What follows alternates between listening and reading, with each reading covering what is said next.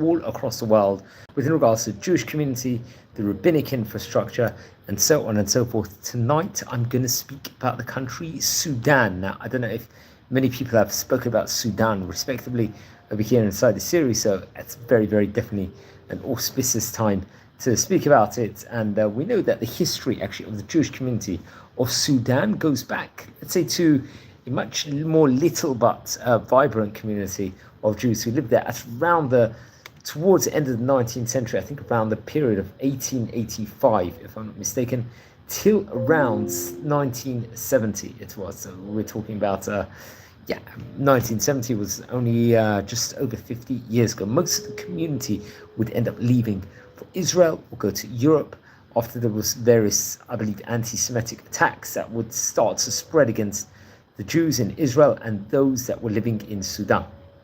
Now, I think an earlier Jewish presence was reported, I think, inside the region, possibly near Sudan in areas like Elephantine or Abyssinia, or also Yemen. Obviously, there was a big Jewish presence in Yemen, respectively, and they're talking around possibly around the 15th century era. And there's someone named David Reubeni, I think he lived between 1490 to 1540, is thought to be the first Jewish traveller to the region. Let's say something about David Reubeni. He wasn't, I think he was a Jewish traveller.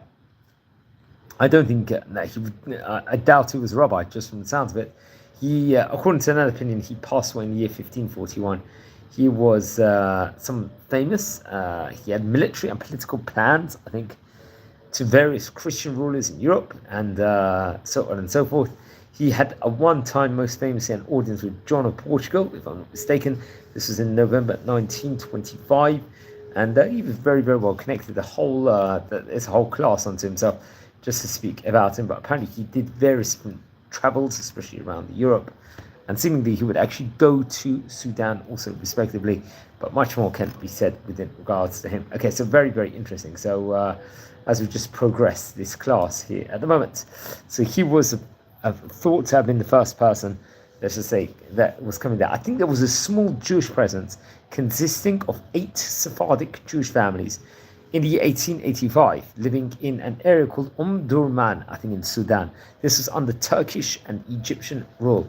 Now, the origins of these families and how they would actually come, it's not necessarily documented or told over, but they were free, apparently, to practice Judaism until, I think, there was a rebel leader, someone named Muhammad Ahmed Ibn Abdullah el-Mahdi, if I'm not mistaken, would seize control of Sudan from its Ottoman Empire, Egyptian rulers in 1885, and they would establish something called the Mahdist Sudan.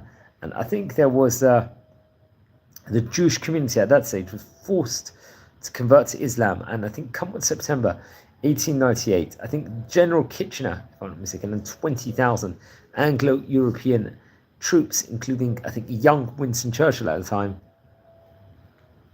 would actually come inside Durman and regain control of Sudan, and the country would become an Anglo-Egyptian, let's just say, they describe it as condominium, if I'm not mistaken, with a political status, as to say, which would start to economically flourish. I think a railway line was built in Sudan at that point in time by the British from Cairo to Khartoum, and become important for opening up a previously long and difficult route for traders, including many Jews. So very interesting. So anyone tuning in live, welcome.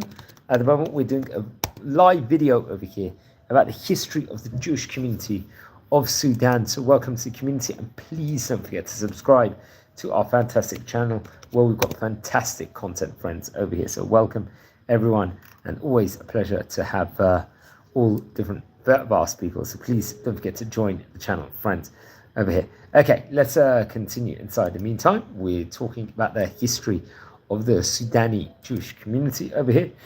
And I think, the main community, I think when the British arrived in 1898, reportedly over there was 36 people who would declare themselves to be Jewish in Sudan. And I think after there was Anglo-Egyptian rule had been established, 6 of the formerly Jewish families who had been forcibly converted to Islam reverted to Judaism, thank God. And they were quickly joined by many other Jewish families who I think at that stage of time would see various different economic opportunities being developed. I think especially at around the period of 1900, Jews from all over the Middle East and North Africa, especially in places, let's say, like Egypt, Iraq, Syria, they would start to come to Sudan at that point in time. And they would settle along the Nile in the 4 towns of Khartoum North, Umdurman, and Wad Madani, if I'm not mistaken. And small time merchants of textiles, skills, and gum, their businesses soon began to flourish. Come with the year 1905, someone named Faraj Shua. He was an Egyptian Jewish merchant, would migrate to Sudan, I think 1900. He established a makeshift synagogue, you could talk about, in a small rented room. And he would start teaching children Torah there, Hebrew and Jewish tefillot, prayers also. Sudan did not have a rabbi, I think, till the year 1908, when a Moroccan rabbi, someone named Suleiman Malka, who we're going to speak about in the next 5-10 minutes, he would move to Sudan with his family at the request of the Egyptian Jewish religious authorities who oversaw, let's say, the affairs of the Sudanese Jews. The Jewish community of Khartoum was firstly officially organized in the year 1918. By come on 1926, there would be a small synagogue was erected over there. And I think a new one would be replace the old one, if I'm not mistaken, a self-funded building, and several of its members owned large, successful businesses.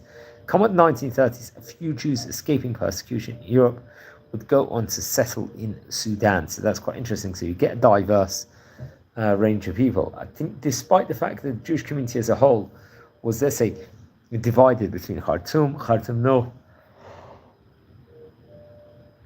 and Omdurman, it was incredibly tight-knit. There was only one synagogue in Sudan and 2 mikvaot reported over. One, I think, was stationed in the mikveh, and the other was in the rabbi's house. There was in Mohel and the Shochet. I think only a single one, all at that point in time, that would serve the entire community. And at the center of social scene was let's say, very, very fun social life at that stage in time would actually come about in Sudan. Especially, there was a social club, I believe. There was no Jewish schools, and Jewish children would primarily went to English or Catholic schools, with some going to local Sudanese schools. Most Jewish boys went to someone called Comboni College, a private Catholic school, which is, I think, ran by maybe Italian priests or something. At its peak, I think between 1930 to 1950, the Jewish community would number as many as 800 to 1,000 people, with about 250 Jewish families very much featured. But then a decline, I think, after Medinat Israel was established, the independence of Israel, a small number of Sudani Jews immigrated to Israel between the years 1948 to 1950. Most of them were among the poorer members of the Jewish community. Most of them were among the Jewish community more poorer members and migrated for economic reasons. The community banded together to purchase tickets to Israel for its poorest members so they could start a new life over there. I think who we spoke about, Rabbi Suleiman Malka, he passed away in the year 1949. The community was left without a rabbi, and in 1956, Sudan gained independence, and hostility towards the Jewish community began to grow at that point in time as a pan-Arab ideology of Egyptian President Gamal Abdel Nasser, with the anti-Israel rhetoric it entailed, it would end up gaining, let's just say, momentum and popularity. There was attacks, anti-Semitic ones, that appeared in the press, and Jews were, I think, accused at that point in time of being fifth columnists. I think a Jewish woman, yes, so very, very interesting. So the community would gain a rabbi after several years without one, when Egyptian Jewish Rabbi Masoud Elbaz arrived in Sudan. Hopefully we'll speak about him in due course. However, as anti-Semitism would intensify, many of the community began to leave Sudan for Israel. I think they would actually have to travel via Greece. They'd also go to the United States of America and European countries, mostly back to the United Kingdom.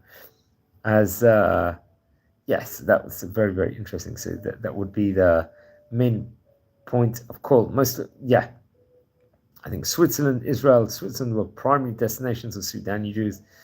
And 1967, following the 6-Day War, there was obviously mass arrest, and but unfortunately there was anti-Semitic attacks, which should appear inside the Sudanese newspapers advocating the torture and unfortunately the killing of prominent Jewish people in the community. Now, Sudan would leave the country in the 1970s, and there's actually approximately about 500 Sudanese Jews immigrated to Israel, while the rest went to other countries. That's a very, very good tidbit. I think in response to the ruling from the Sanhedrin, calling on all Jews in the Galat to go up to Israel, a letter, I think this was actually addressed on the 30th of December 2024, from the remnant of Jews in Syria and Ethiopia who have declared their willingness to go up to the land of Israel, respectively, over there. Okay, I think there was, unfortunately, there's been a lot of anti-Semitic attacks over there. I think especially in 1975, there was an air transfer of some of the human remains from the Jewish cemetery in Khartoum, and it was organized by several prominent members of the community. I think reburial will be actually allowed to be arranged in Jerusalem after there was reports of desecration and vandalism that would occur there. I think the bodies were moved and reburied at Givat Shaul, interesting enough. And the cemetery, I think, in Jerusalem, as of, I think, come up the year 2005, there was about at least 15 Jewish graves in the Jewish cemetery. However, I think in recent years there have been, unfortunately, a desecration at the site and more problems because I think it wasn't used as much as really it is in of itself. So that's something to point out. But yeah, let's explore a bit with regards to the famous rabbi over here. There were rabbis in inside the vicinity, inside Sudan, and one of them was Rabbi Shlomo Malka, the main rabbi. He happens to have been. He was a manhik, הקהילה היהודית הקטנה של Sudan, but he was like a main rabbi, you could argue, in Sudan quite comfortably.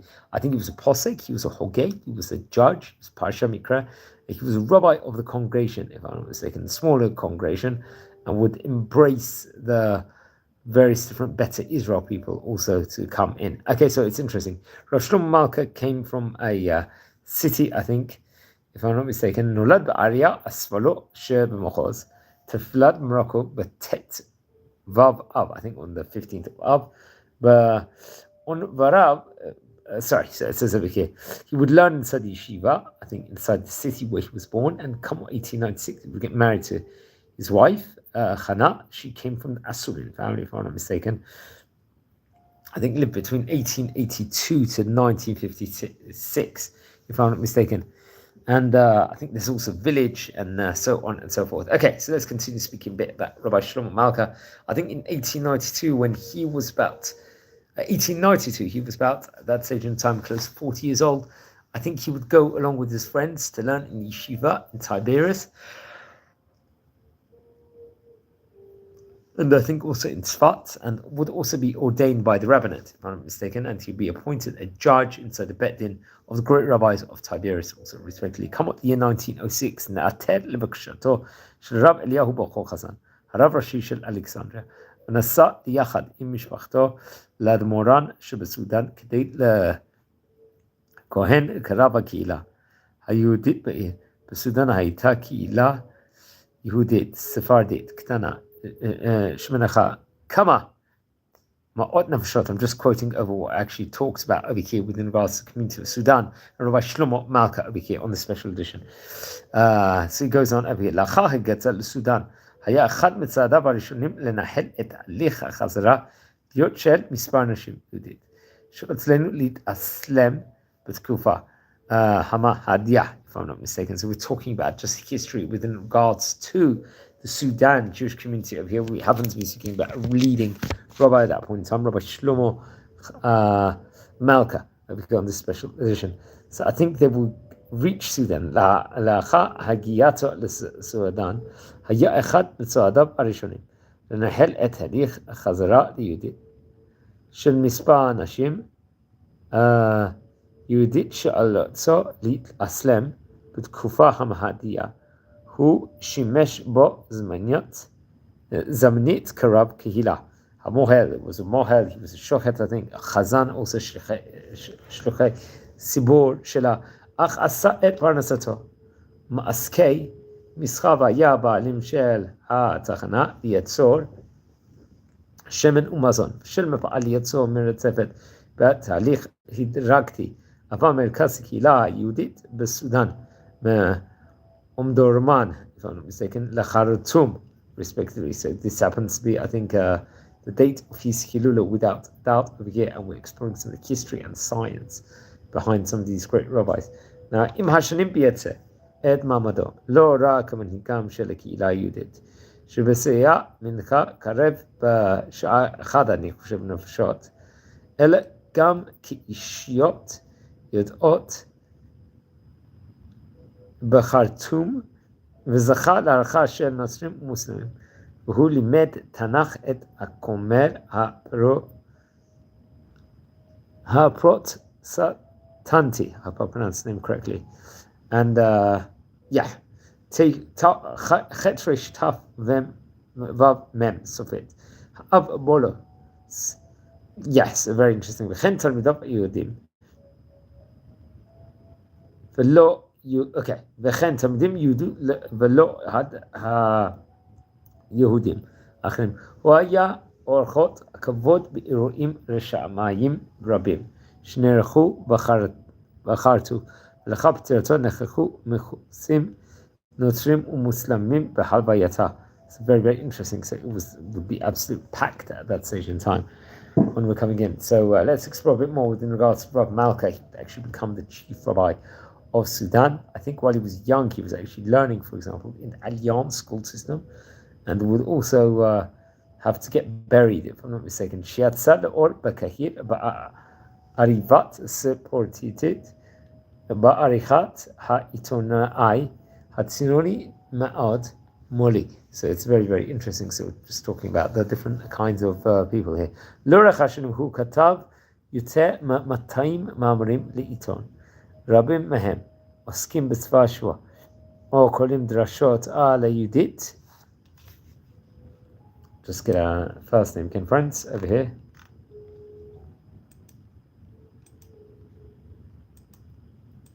Anyone joining live at the moment, welcome to our community as we're exploring the history of the Sudan Jewish community over here. Only very few places would actually speak about that, and that's what we are braving today to do. So European travel, so we spoke about already also David Rubeni, who will be very, very well traveled also, which we have to point out, but more can be said within regards to the current new mayor, Rabbi Shlomo Malka over here, where it talks about various different let's say dealings or things to be concerned about, what's going on in Israel.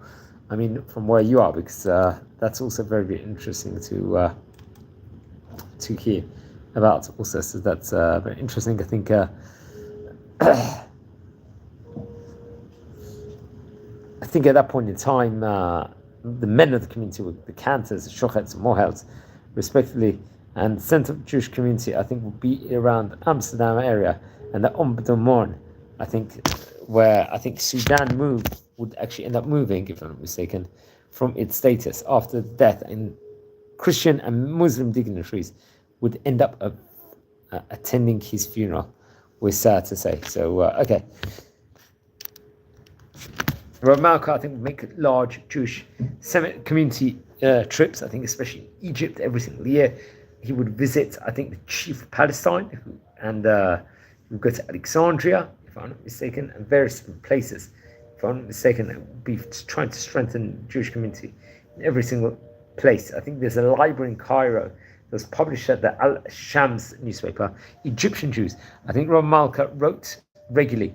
I think over the years, he was a constant writer over there, especially Saad Malki Tzion journalist, for example. I think he's connected to Alliance and Arabic, I mean, just through passing over, obviously. So that's very, very interesting. Now, I think he would write a book and I think it was edited by the Arabic, and there was many questions dealing with, let's just say in of itself, and some also deal with current affairs, if I'm not mistaken, within regards to this. Anyone tuning in live, we're exploring the history within regards to the history of the Sudan Jewish country, the Jewish community, so respectively over here. So welcome to our channel, and please don't forget to subscribe, friends, over here. I think a lot of his teachings and writings was published in a book called Al-Mukhtar fi Tafsir Al, if I'm not mistaken. So this collection would have, I think, and some of the writings was not published until it was his son over there, we could see. And then he would go to someone more private to give a blessing, if I'm not mistaken. And yeah, so you could see how prestigious many of the rabbis are who we're speaking about today. A key rabbi is over here, who we have to mention, Rabbi Shlomo Malka, who really become a great rabbi, and you appreciate his brilliance, especially after this specific period of time. So that is very, very interesting. So we are talking about Rabbi Shlomo Malka just beforehand. We're speaking about another great rabbi as a feature today, let's just say, in of itself, for the place. So that is also very, very interesting. So okay, friends, anyone tuning in, welcome to our community, and enjoy over here. There's so much to research and say over. I think the main synagogue there was in Sudan was called the Ohel Shlomo Synagogue. I think in Khartoum, if I'm not mistaken, it was built in the year 1926 on Victoria Street, now Kaiser Avenue. It was a center of the Jewish community, which reached its peak in the 1930s and 1940s. Before, I think, because of immigration, the synagogue was sold in 1986, and its scrolls were moved to Israel, America, and Geneva. Now, I think this synagogue, the Ohel Shlomo Synagogue, was built in 1929, if I'm not mistaken. So it is quite recently over here. And it's more, yeah, so he would go to Qatar Avenue over there at that point in time, and various different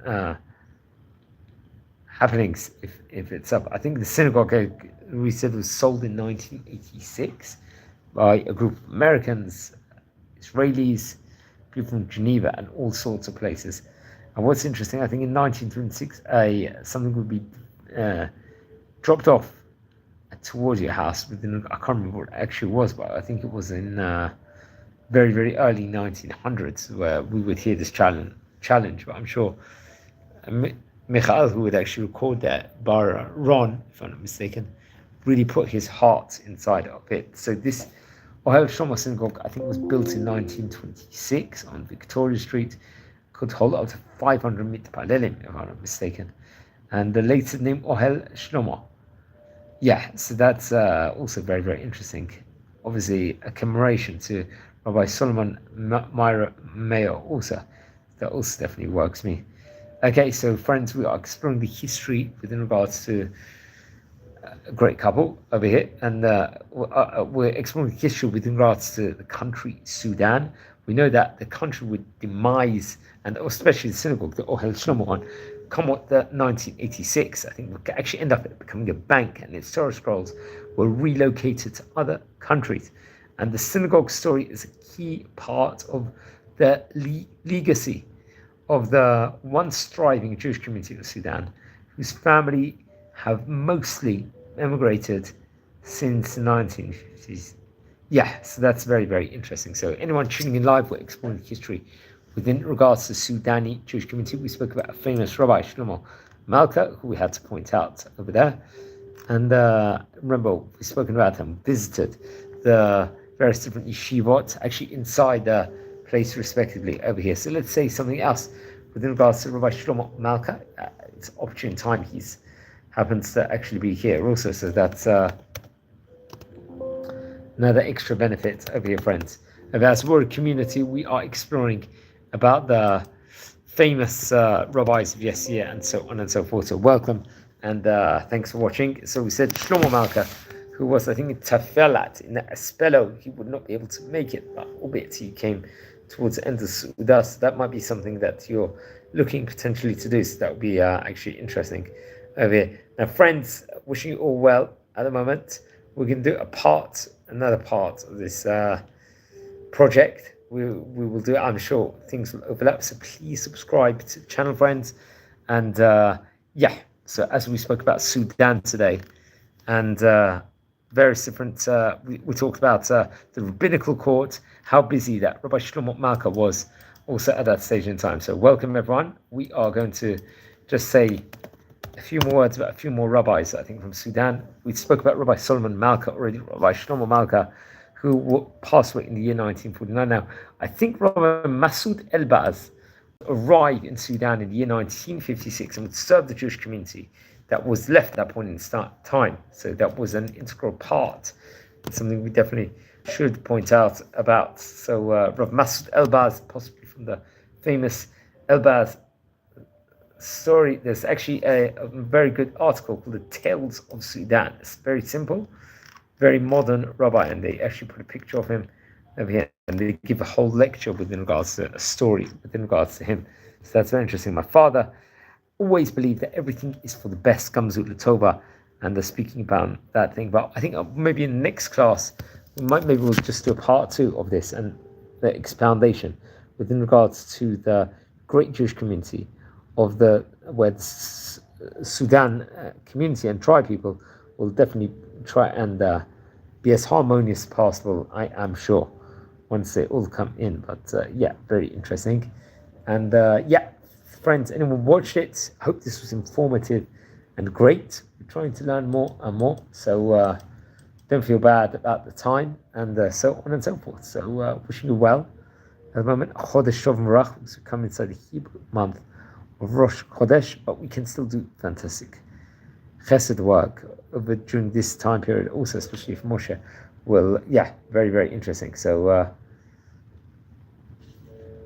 friends, we're exploring history within regards to the country Sudan over here. So welcome to our channel. Over here, we spoke also about Rabbi Shlomo Malka. And no, there was a very, very detailed article actually featured on Tales of Jewish Sudan. There's an actually entire website connected to this, which I very much recommend everyone to read about it and how important it is. So yeah, very, very interesting. So friends, I think we can leave it here. We're going to do part 2, I believe, where we're going to speak more about Rabbi Malka, and wish well and have a fantastic day, friends, and thanks for watching. Have a great day, and please subscribe and join our community. Thank you.